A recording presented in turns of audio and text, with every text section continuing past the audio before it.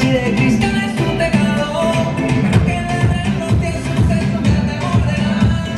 Con la maldición de tus ancestros y ya.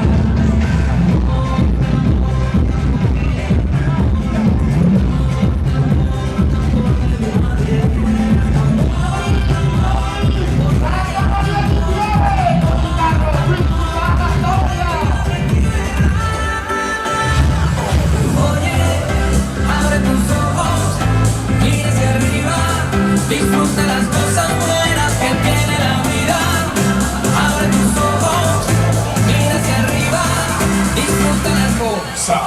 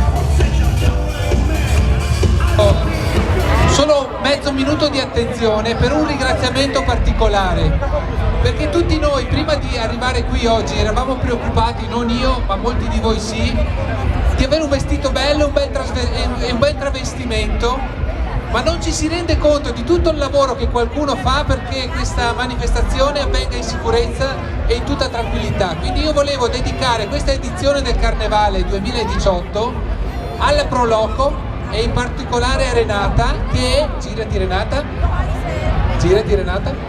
ha fatto per la sicurezza di tutti noi un corso mega galattico sull'incendio e la sicurezza perché tutti noi fossimo tranquilli. Grazie a tutti loro, grazie alle frazioni, grazie alle scuole paritarie d'infanzia, quelle che una volta si chiamavano asili.